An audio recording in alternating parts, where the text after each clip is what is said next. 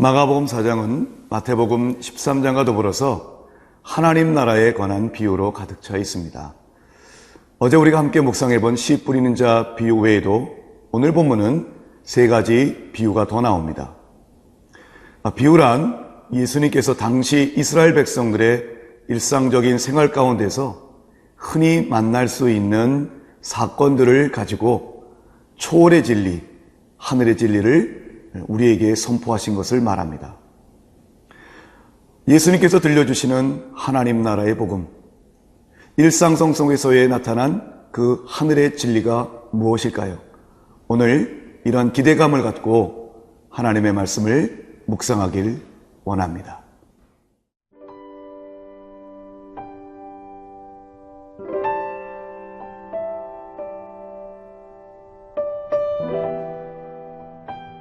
마가복음 4장 21절에서 29절 말씀입니다.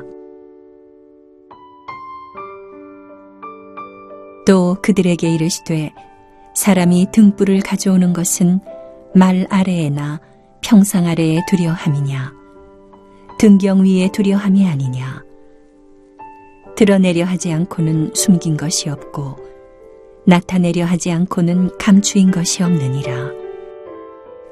들을 귀 있는 자는 들으라. 또 이르시되 너희가 무엇을 듣는가 스스로 삼가라.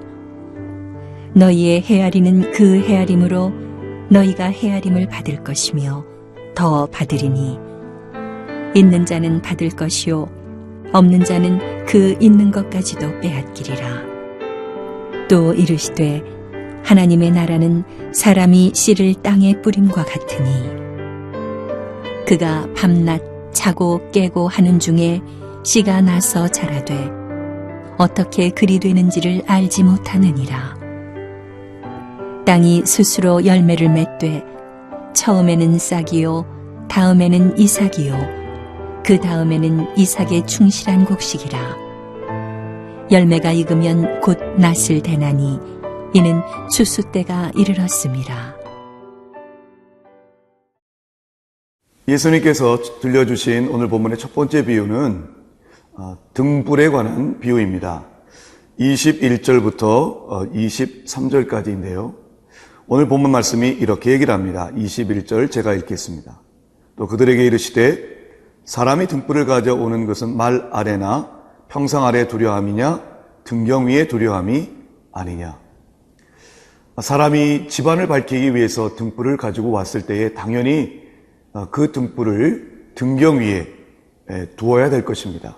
그래야 집안이 환하게 되지요. 그런데 그렇지 않고 다시 말하면 어떤 접시나 돛박 아래에 둔다든지 혹은 평상 침대 아래에 둔다면 어찌 그 등불이 집안을 밝힐 수가 있겠습니까? 그런 것처럼 우리의 하나님 나라의 삶도 그래야 된다고 하는 것입니다. 그렇다면 여기서 등불은 무엇을 상징하는 것일까요? 여기서 등불은 바로 예수 그리스도를 가리킵니다. 빛 대신 주님을 가르치는 것입니다. 사람이 등불을 가져온다고 하는 것, 그것은 바로 빛 대신 주님을 우리가 우리의 인생 가운데 모시는 삶인 것입니다. 내가 예수를 믿었습니다. 그렇다면 그 예수님이 빛 대신 주님이 내 인생을 온전히 비출 수 있도록 그분이 잘 보이는 곳에 두어야 될 것입니다. 근데 그렇지 않고 다른 곳에 둔다면 그 예수님을 드러내지 못한다면 어찌 그 인생이 밝을 수 있겠습니까? 사랑하는 성도 여러분, 여러분의 인생 가운데에 예수 그리스도가 환하게 비치고 있습니까? 아니면 내가 예수 그리스도를 믿는 그 사실조차도 제대로 밝히지 못하고 살아가고 있습니까? 이 땅에 적지 않은 하나님을 대적하는 사람들도 커밍아웃을 하고 있습니다. 우리는 진리를 믿는 자일진데 예수 그리스도를 믿는 것을 당당히 밝히고 내 삶 가운데에 빛 대신 주님이 온전히 드러날 수 있도록 우리의 삶이 온전히 주님께만 높여지고 주님만을 향하는 삶이 되어야 할 것입니다. 또 한 가지 비유는 24절부터 25절에 나옵니다. 제가 하나님 말씀 24절을 읽도록 하겠습니다. 또 이르시되 너희가 무엇을 듣는가 스스로 삼가라. 너희 헤아리는 그 헤아림으로 너희가 헤아림을 받을 것이며 더 받으리니. 여기서 헤아린다라고 하는 말이 나옵니다. 헤아린다라고 하는 것은 그 원어의 뜻이 측량이라고 하는 단어입니다. 우리가 보통 1m, 2m 할 때 그 미터라고 하는 단어도 이 헤아림이라는 뜻의 헬레어 메트론이라는 단어에서 나왔습니다. 측량이라는 단어, 그리고 거리를 평가하는 이 단어가 과연 어떤 하늘의 진리를 담고 있을까요? 여기서 너희 헤아리는 그 헤아림으로 너희가 헤아림을 받을 것이다 라고 하는 것은 우리가 어떤 헤아리는 단위, 어떤 헤아리는 것을 갖고 주님을 대하고 있는가에 따라 우리의 삶이 달라진다라고 말할 수 있을 것입니다. 내가 주님을 향하는 자세가 활짝 열려진 마음으로 주님의 말씀을 대하고 있다면 그 주님의 말씀에 놀라운 은혜와 능력이 우리 가운데에 넘치도록 역사할 것입니다. 그런데 주님을 향한 우리의 마음이 불신과 회의와 그리고 닫혀진 마음인다면 하나님의 말씀이 우리 가운데 역사하기가 어려울 것입니다. 마치 길가에 떨어진 씨처럼 말이지요. 그렇다면 이 말씀은 바로 우리가 하나님의 말씀을 어떻게 대하느냐에 따라 그 하나님의 은혜를 입을 수 있다라고 하는 뜻입니다. 25절 있는 자는 받을 것이요 없는 자는 그 있는 것까지도 빼앗기리라. 이것은 영적 세계에서 일어나고 있는 부익부 빈익빈의 현상입니다. 하나님의 말씀을 사모하는 자는 더욱더 하나님의 은혜를 경험하게 될 것입니다. 기도의 능력을 사모하는 자는 더욱더 하나님의 살아계심을 체험하게 될 것입니다. 그러나 마음을 닫힌 자는 그렇지 못하게 될 것입니다. 여러분의 삶은 과연 어떠한 삶입니까? 하나님께 마음을 활짝 열고 주님의 크신 은혜를 경험할 수 있기를 기도드립니다.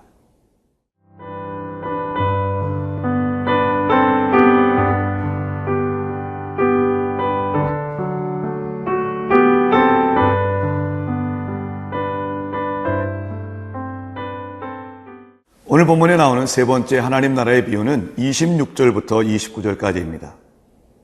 흔히 이 비유를 스스로 자라는 씨의 비유다라고 이야기를 합니다. 왜냐하면 이 비유에는 농부가 씨를 뿌리고 난 이후에 농부의 그 어떤 노력보다도 씨가 스스로 자라서 열매를 맺는 과정에 초점을 맞추고 있기 때문입니다. 우리가 어저께 함께 살펴보았던 씨 뿌리는 자의 비유가 농부가 씨를 뿌렸을 때에 그 씨가 떨어진 땅, 즉 길가와 돌밭과 그리고 가시떨기 그리고 옥토, 이 네 가지 땅에서 각각 어떻게 열매를 맺는가 그렇지 않는가에 초점을 맞추었다면 26절부터 29절까지 있는 스스로 자라는 씨의 비유는 그 씨가 인간의 노력에 관계없이 잘 스스로 자라고 있음을 우리에게 전해주고 있습니다. 먼저 27절 보겠습니다. 그가 밤낮 자고 깨고 하는 중에 씨가 나서 자라되 어떻게 그리 되는지를 알지 못하니라. 농부는 씨를 뿌렸지만 그리고 일반적인 농부라면 그 씨가 잘 자라도록 노력을 했겠지만 그렇다고 해서 그 농부가 밤낮으로 그 씨를 돌볼 수 있는 것은 아닙니다. 어떻게 자라는지 24시간 관찰할 수 있는 것은 아닙니다. 그 농부가 돌보지 않을 때에도 그 씨는 알아서 잘 자란다고 하는 것입니다. 그래서 28절부터 29절 보면 땅이 스스로 열매를 맺는데 처음에는 싹, 이삭, 이삭의 충실한 곡식, 29절 열매를 맺는 단계. 그래서 마지막에 낫으로 그 열매를 따는 곡식의 추수의 과정이 서술되어 있습니다. 이것은 하나님의 나라란 인간의 노력보다 하나님 당신께서 그 나라를 이루어 가심을 강조하고 있는 것입니다. 사랑하는 성도 여러분, 하나님의 말씀은 자생력이 있습니다. 하나님의 말씀은 우리 인간의 노력도 중요하겠지만 그보다 이 하나님의 말씀 스스로가 자라고 열매를 맺는 것입니다. 1949년 10월 1일 중화인민공화국이 탄생했습니다. 공산주의를 표명했던 중화인민공화국에는 교회가 더 이상 발붙일 수가 없었습니다.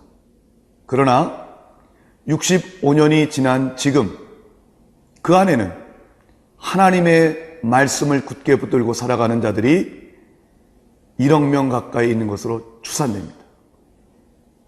그 어떤 선교사도 가지 않았지만 그 어떤 외부의 노력도 있지 않았지만 이미 뿌려졌던 하나님의 말씀은 스스로 자랐던 것입니다. 하나님의 말씀은 생명력 있는 말씀입니다.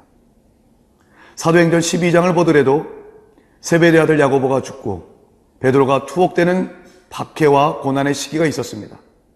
그럼에도 불구하고 하나님께서는 교회를 말씀을 자라게 하셨습니다. 헤롯 아그리파 왕을 징계하시고 하나님은 말씀이 흥왕하여 가도록 역사하셨습니다. 그래서 사도행전 12장 24절에 이렇게 말하죠. 하나님의 말씀은 흥왕하여 더해 가니라. 우리가 어떤 말씀을 사랑하는 나의 사람에게 전도할 수 있습니다. 그리고 누군가를 위해서 기도할 수 있습니다. 그런데 쉽지 않습니다. 그 사람의 마음을 열고 주 앞에 돌아오는 일이 내 뜻대로 되지 않습니다. 그러나 여러분 낙심하지 마십시오. 뿌려진 하나님의 말씀은 반드시 역사하실 것입니다. 우리가 기도할 때 하나님이 정하신 그때에 하나님의 방법으로 열매를 맺게 될 것입니다. 하나님의 나라는 인간의 의지와는 관계없이 하나님 당신 스스로 이루어가는 나라인 것입니다.